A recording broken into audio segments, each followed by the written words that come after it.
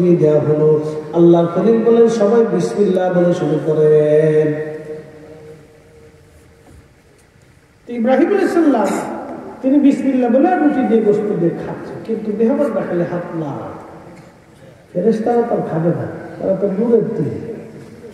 ফেরেশতাদের তো কোনো ক্ষুধা নাই, কাম নাই, ক্রোধ নাই, লোভ নাই, মোহ নাই, হিংসা নাই, কামনা, রিয়া, অহংকার, অহমিকে সব কিছু থেকে তারা মুক্ত। আল্লাহ আমাদেরকে কাম, ক্রোধ, লোভ, মোহ, হিংসা, কামনা, বাসনা সব দিছে, নেগেটিভ পজিটিভ দেওয়ার পরেও যে মানুষগুলি এই প্রচন্ড শীতের ভিতরে যাইয়া ফজরের নামাজের সময় কাঁপতে কাঁপতে যায়, সেজদার বন্ধ করে যায়, আল্লাহ ডাক দেখো ফেরেশতা, তোরা এই মানুষ সৃষ্টি করতে না করছি, ভেটো দিছিলি, তোমরা বলছি যে আতাজআলু ফিহা মাইয়ুফসিদু ফিহা ওয়া ইয়াসফিকু দিমা, ওরা মারামারি করবে, রক্তপাত করবে, কাটাকাটি করবে, বিশৃঙ্খলা করবে। ফেরেশতাদের কথার আপত্তি কিন্তু খারাপ না, আমরা যে ভালো মানুষ তা কিন্তু না। মাইয়ুফসিদু এরা ফ্যাসাদ করে। বাংলাদেশের এমন কোন গ্রাম নাই যে গ্রামে ক্লিকবাজ না আছে। কি কথা বলবেন? বিয়ে দিতে যান দেখবেন যে ক্লিকবাজের অভাব নেই। ছেলে বিয়ে দিতে যান ক্লিকবাজ, মসজিদ বানাবেন ক্লিকবাজ, মাহফিল দিবেন ক্লিকবাজ, ভালো কাজ করতে গেলে দেখবেন যে ক্লিকবাজ দিয়ে একটা বের হয়ে গেছে। ক্লিকবাজ সারা বাংলাদেশের প্রত্যেক গ্রামে আছে। তার মানে ফেরেশতারা যে একবার আপত্তি করছে খারাপ করে। এরপরে ফেরেশতারা আরেকটা কথা বলে, অনাহনু নুসাব্বিহু বিহামদিকা ওয়া নুকদ্দিসু লাক, আল্লাহ আমরা তো তোমার তাসবিহ করি, আমরা তো হামদ করি, আমরা তোমার ইবাদত করি, ইবাদতের দরকার হলে তা আমরা করতেছি, আবার মানুষ জাতির দরকার কি? ইবাদতের করা। ফেরেশতারা বলল, যখন এই বান্দা দুনিয়ার সব কিছুকে লাথি মেরে প্রচন্ড ঠান্ডা থেকে উঠিয়া আল্লাহর বান্দা যখনই ফজরের সালাতের সিজদার মধ্যে পড়ে যায়, আল্লাহ ডাক দেখো ফেরেশতারা দেখ, তোরা আমার বান্দা বানাইতে নিষেধ করছিলি, ওদেরকে নেগেটিভ পজিটিভ দিলাম, কাম, ক্রোধ, লোভ, মোহ, হিংসা, কামনা, বাসনা, ক্ষুধা, যন্ত্রণা, আবেগ, অনুভূতি, দুঃখ, কষ্ট সব দেওয়ার পর ওরা সব কিছু থেকে আলাদা হইয়া শয়তান দিয়ে দিলাম ধোঁকা দেওয়া। এই শয়তান ধোঁকা দেয় ওদেরকে, এই শয়তান পর্যন্ত ওদেরকে ধোঁকা দেয়। ও ফেরেশতারা, এই শয়তানের ধোঁকাগুলিকে লাথি মেরে ফেলে দিয়ে আমার বান্দারা সিজদার মধ্যে যারা পড়ে গেল, তোরা সাক্ষী থাক, আমি আমার বান্দার জীবনের সব গুনাহগুলি আমি আল্লাহ মাফ করে দিলাম। কিন্তু ফেরেশতাদের কাম করে দ্রোহ হিসাব কিচ্ছু নেই।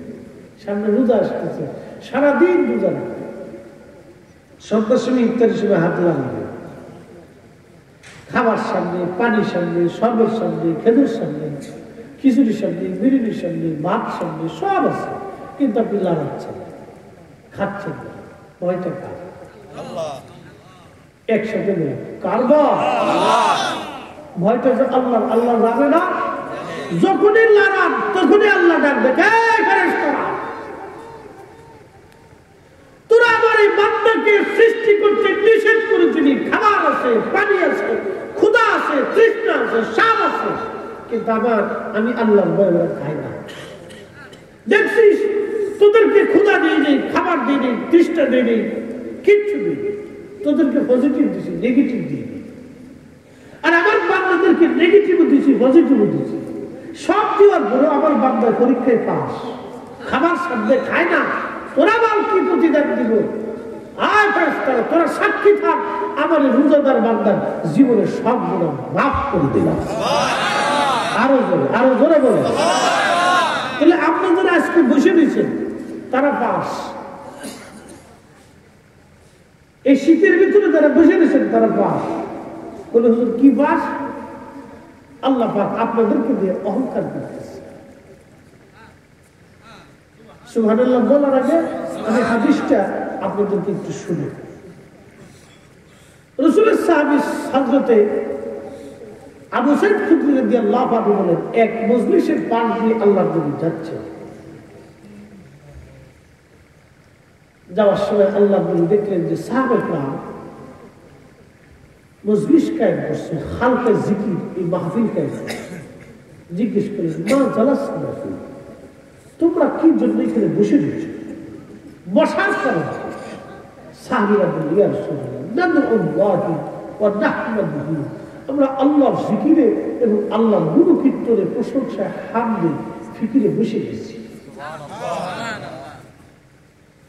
আল্লাহর নবী বলেন, সাহাবীরা কোন কারণে বসছো? বলি, ইয়া রাসূলুল্লাহ, আলা মা হাদানা লিদীনিহি, আল্লাহ আমাদেরকে হেদায়েত দিয়েছেন, দ্বীন দিয়েছেন, কোরআন দিয়েছেন। এই কোরআন দিয়ে হেদায়েত দিয়ে দ্বীন দিয়েছেন। ওয়া মান্না আলাইনা বিকা, আপনি নবীকে আমাদের মাঝে নিয়ামত হিসেবে পাঠিয়েছেন। কোরআন দিয়েছেন, হেদায়েত দিয়েছেন, আপনি নবীকে আমাদের মাঝে আল্লাহ নিয়ামত হিসেবে পাঠিয়েছেন। সেই জন্য আমরা এখানে মাহফিলে বসে গেলাম। আল্লাহ নবী ডাক দেখা, সাহাবীরা রে, তোমরা কসম করে বলো, আর কোন উদ্দেশ্য তোমাদের আছে কিনা? সাহাবীরা জবাব দিল, ইয়া রাসূলুল্লাহ, আমরা আল্লাহর কসম করে বলি, আমাদের আর কোনো উদ্দেশ্য নাই। নবী গো, শুধু ওই কারণে আমরা মাহফিলে বসে গেছি। আল্লাহর নবী ডাক দেখে, সাহাবীরা রে, তোমাদের কেউ অবিশ্বাস করতেছি বিষয়টি এরকম না। আমি তোমাদের কাছে কসম দিলাম এই জন্য, তোমাদের এই আজকের মাহফিলখানা দেখার পরে আমার আল্লাহ সব ফেরেশতাদের সামনে তোমাদেরকে নিয়ে অহংকার করতেছে। চিৎকার করে জোরে বলেন না মারহাবা। ফেরেশতারা সাহাবীরা ফাতানি জিবরিল আলাইহিস সালাম ফাখবিরনি, জিবরিল আমার কাছে এসে সংবাদ দিয়ে গেছে, ও ইয়া রাসূলুল্লাহ, ইয়া হাবিবাল্লাহ, আপনার উম্মতের এই সাহাবীদের জিকির দেখে, এই মাহফিলখানা দেখার পরে আল্লাহ সমস্ত ফেরেশতাদের সামনে, ইউবাহিকুমুল মালায়েকা, ফেরেশতাদের সামনে আল্লাহ এই সাহাবীদের মজলিসে মাহফিলখানা নিয়ে আমার আল্লাহ অহংকার করতেছে, গর্ব করতেছে, আর বলতেছে, ও ফেরেশতারা, তোরা আমার বান্দা তৈরি করতে নিষেধ করেছিলি, দেখ আমার বান্দারা জান্নাতের বাগানে বসে গেছে। আল্লাহ আজকে আমাদেরকে দিয়ে অহংকার করতেছে, আর বলে, দেখ সব চলে গেছে, আমার কিছু বান্দারা বসে রয়েছে, তোরা আমার বান্দাদেরকে তৈরি করতে নিষেধ করেছিলি, দেখ ওরা বসে রয়েছে। এই জন্য আজকে আল্লাহ আমাদেরকে দিয়ে অহংকার করতেছে। একবার জোরে বলা যাবে আল্লাহু আকবার। লাভ না লস? আমরা আজকে পাস করছি, কি করছি? পাস। আমরা পাস। যারা শুনে যে খাতার ভিতরে ঢুকছে ফেল করছে, 33 পায় না, ও 30 পাইছে, কেউ 29 পাইছে, কেউ 26 পাইছে, কেউ গুল্লা পাইছে, দুটো হাঁসের মতো ডিম পাইছে না। আমরা পাস। রাসূলের হাদিস অনুযায়ী সুনানুন নাসাঈর বিশুদ্ধ হাদিস, আমরা পাস। আমাদেরকে দিয়ে আল্লাহ অহংকার করতেছে। বন্ধুগণ আমার, ট্রান্সজেন্ডার সমকামিতা বলতেছি কত বড় ভয়াবহ। আল্লাহর খলিল ইব্রাহিম আলাইহিস সালাতু ওয়াস সালাম উনি খানা খায়, কিন্তু ফেরেশতারা খাবার খায় না। এই দৃশ্যটা ইব্রাহিম আলাইহিস সালাম বুঝতে পারেন নাই, কিন্তু আম্মা জান সারা ঘরের ভিতর দিয়ে উকি দিয়ে দেখতেছে আল্লাহর খলিল খাবার খায়, কিন্তু মেহমানরা খাবার খায় না। আল্লাহর খলিল ডাক দিয়ে বলতেছে, আম্মা জান সারা ডাক দিয়ে বলতেছে, ও খোদার খলিল, আপনি তো খাবার খান, কিন্তু মেহমান তো খাবার খায় না। ইব্রাহিম সালাম বসেছে, হ্যাঁ সত্যি তো, আমি খেয়ে বলতেছি, আপনারা হাত লাগাচ্ছেন, খাচ্ছেন না, কারণ কি? বলতেছে, আল্লাহর খলিল কোনো কিছু নিবেন না, আমরা মানুষ না, আমরা ফেরেশতা। জিবরাইল বলতেছে, আমি জিবরাইল, আর আমার সাথে আরো 11 জন সহযোগী আছে। বলে কি জন্য আসছে?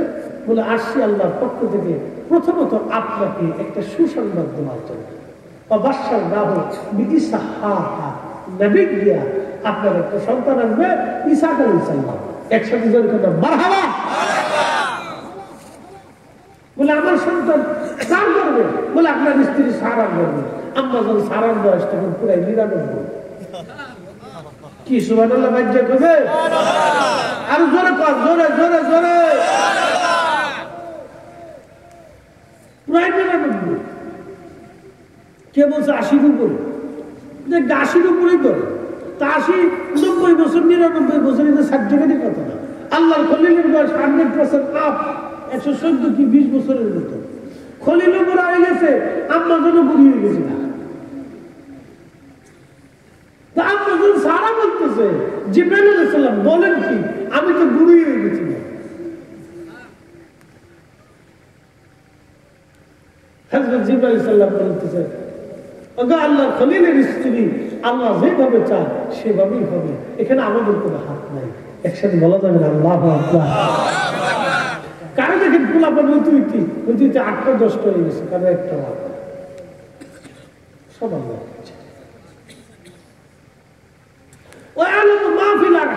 মায়ের পেটের মধ্যে ছেলে নামে কেউ জানে, আল্লাহ কেউ জানে।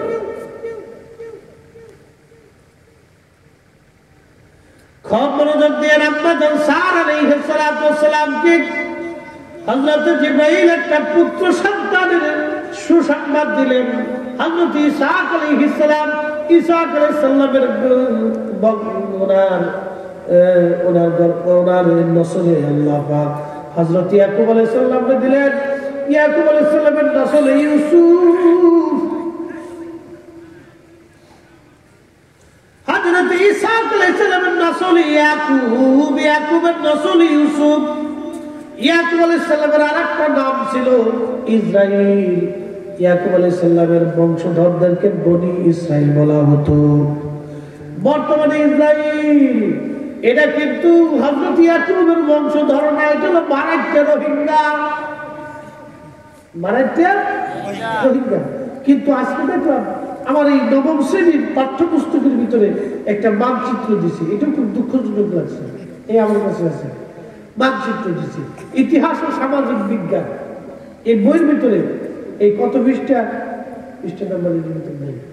আচ্ছা, মানচিত্র দিছে লেবানন, সিরিয়া, জেরিকা, জুরিয়া, ইসরায়েল, জর্দান। ইসরায়েল নামে কোন দেশ পৃথিবীতে ছিল না, ছিল হলো ফিলিস্তিন।